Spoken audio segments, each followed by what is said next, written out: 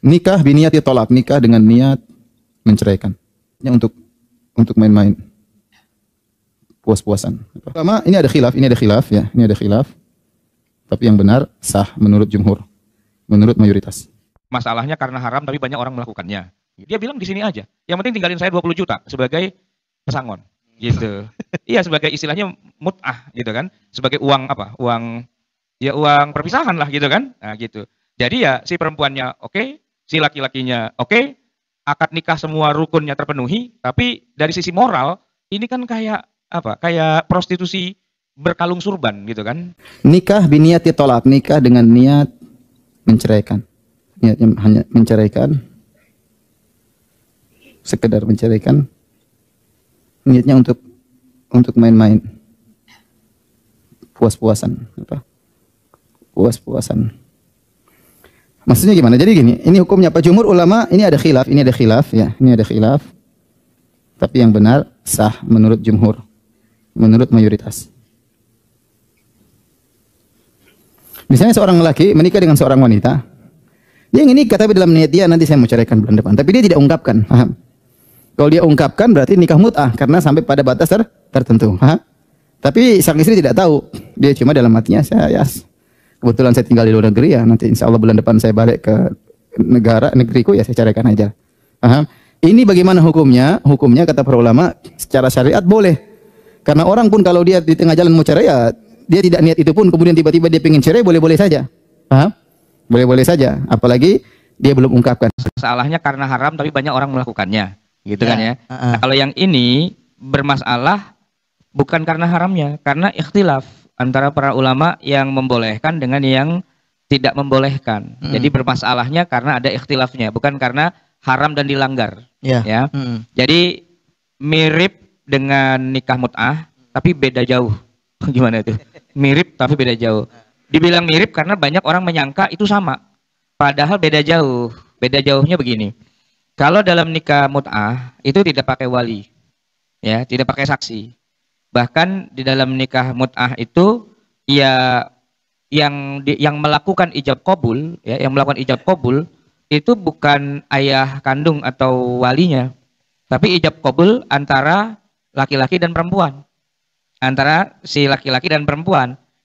Mau nggak kamu saya nikahi? Ya, dengan uang 2 juta kita masuk kamar 2 jam. Gitu. Dan setelah 2 jam otomatis kita cerai. Itu mut'ah. Gitu kan?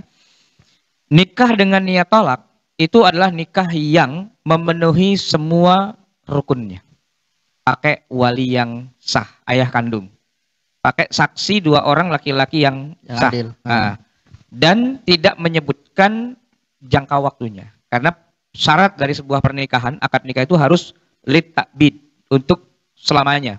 Kalau dibikin berjangka, akad kita ini otomatis habis kalau udah lewat 2 jam.